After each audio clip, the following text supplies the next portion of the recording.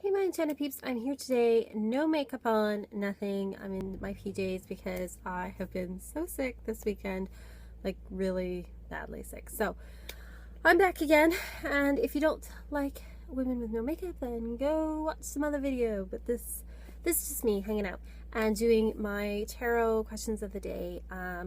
That were made by Ethany. If you haven't seen her videos, go over and see it. It's really awesome. She's doing this amazing challenge where there's, for every day of January, there's different questions. Now, I'm not doing a video every day, but I thought every Tuesday I would answer the questions that I missed. So, wrote them down.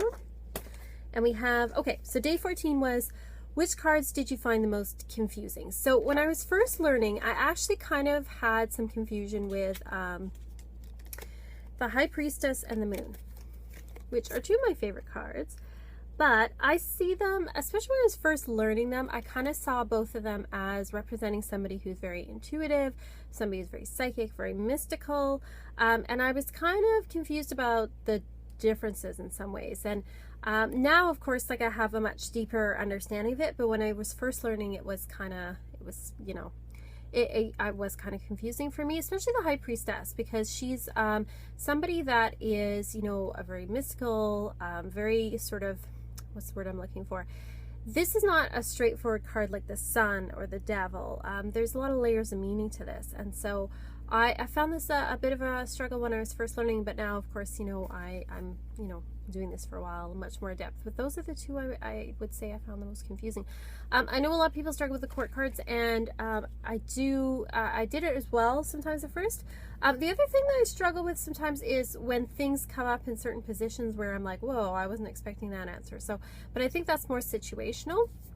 But, you know, now I've been reading for 20 years, and like I said, sometimes something will come up in a position that still confuses me. But, you know, I think if you listen to your intuition for answers, then it'll still come. So number 15 was, how do you use the tarot? Well, I do use tarot for divination. I use it for guidance for myself.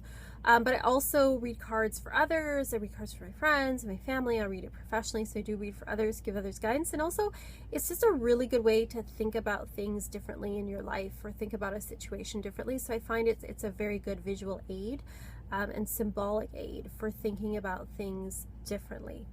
I don't necessarily use them for meditation, but I do, like I said, use them for divination. I use them for daily guidance. Like right now, I'm working with getting to know the Wildwood Tarot. So what I'll do is when I get home from work, like I have a morning card of the day that's on my altar, but that's from an oracle deck. But in the evening, I'll shuffle and I'll pull a card, and then I'll read what it says in the book, even though like I know tarot cards, but I'm looking to look at the nuances of this particular card and getting to know this deck.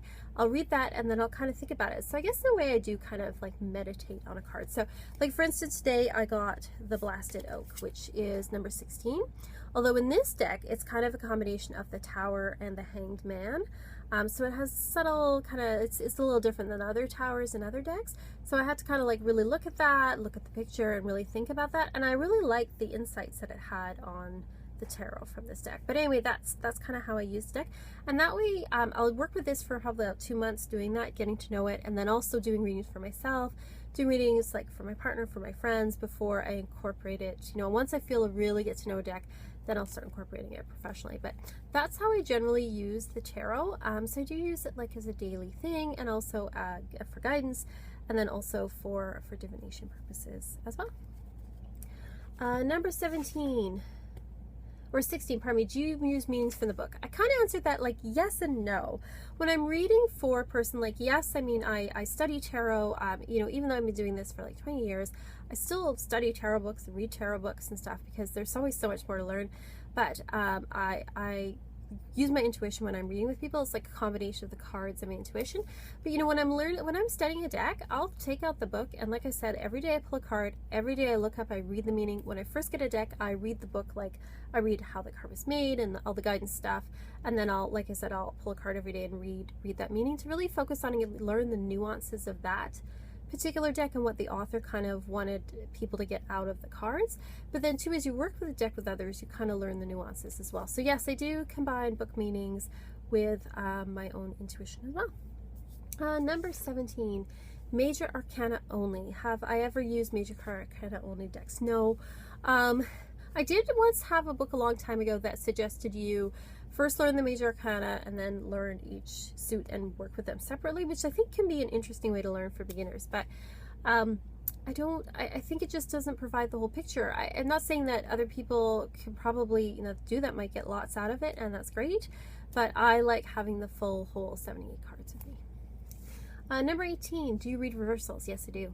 One of my favorite decks, and I left it upstairs, but is the Revelations Tarot, and it has like a right side up and an upside down. And I think this is like so helpful in learning reversals. I also have a really great book called Tarot Reversals. While I read for lots of years without using reversals, over the years I've grown to really love reading reversals as well. I think they provide a subtle nuance to the cards, and instead of having 78 meanings, you have 156 now. Not that it totally changes the meaning upright card, but it does offer this subtle piece of information about it. Now, that being said, there are certain decks that lend themselves more to being read upright than upside down. So it really depends on the deck. Like the Wildwood Tarot, I think, is one that just is, both meanings are contained. The Wildwood Tarot I would not so much read upside down, but definitely the Revelations, great one to read upside down, obviously. But anything like this, like the Steampunk Tarot, I would read that in reversals as well. So it really depends on the deck, but I would say most times I read reversals. I just think it provides a lot more information. Do you feel a connection to your cards? Yes, I do, and it depends on the deck. Some decks, it's funny, you get the deck and you think, oh, this deck is so beautiful, I'm going to connect with it, and then it just kind of falls flat and you just don't connect.